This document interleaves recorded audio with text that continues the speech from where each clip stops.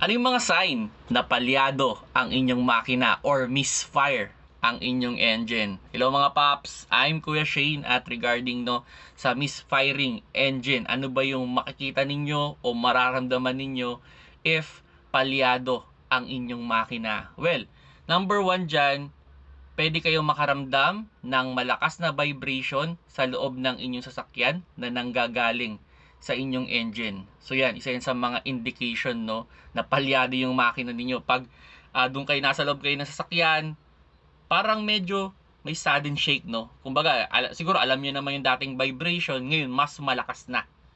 Okay, and ang vibrate niya parang urong sulong. So yan, isa yan sa mga indication na pwedeng misfire yung inyong engine. Then, yun.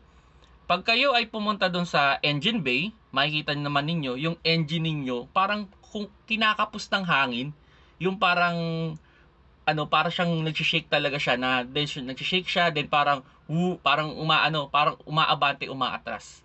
Yan, isa rin yan. Then, yun, mapapansin nyo rin yung inyong RPM taas baba. Kasi nangyayari hinahabol nung inyong throttle yung lapses nung inyong engine. So taas baba yung RPM ninyo. Isa rin yan sa mga indication na misfire yung inyong engine. Hindi naka-steady. Dapat may konting galaw man pero hindi malaki, no?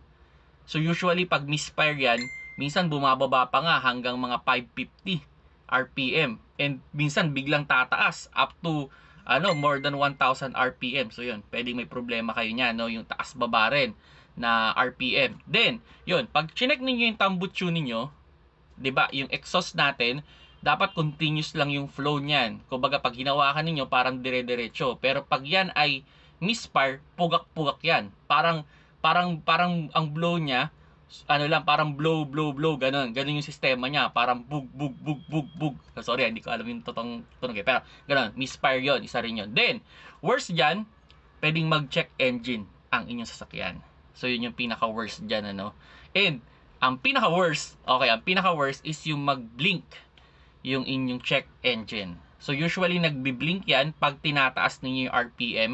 So halimbawa kayo ay tumatakbo, then biglang magbi-blink yan. Yung bawat na umaabot kayo ng mga 3,000 to 4,000 RPM, biglang magbi-blink. Isa rin yan. Pwede rin yun. Misfire yun. Kumbaga, hindi na balanse kasi yung takbo ng inyong mga piston. Then, yun, pwede rin kayong maka-experience dyan ng paghina ng makina o paghina ng hatak. So, yun yung mga mga indication na palyado ang inyong makina or misfire ang inyong engine. Kung mangyayari sa inyo yan, I highly recommend na dalhin nyo na kagad sa shop para hindi na kayo magkaroon pa ng mas malaking problema. So yan yung pinaka-suggestion ko sa inyo kung makaka-experience kayo niyan. Kung nagustuhan nyo yung video, paki-like, at kung may tanong pa kayo, just comment down below na lang. At kung hindi pa kayo subscriber ng aking YouTube channel, press sa subscribe button yan sa baba. At kung sa Facebook, click lang yung follow sa taas. At sa TikTok, click ko lang yung plus sign dyan sa logo ng Kuya Shane. Salamat sa panonood. Keep safe mga paps.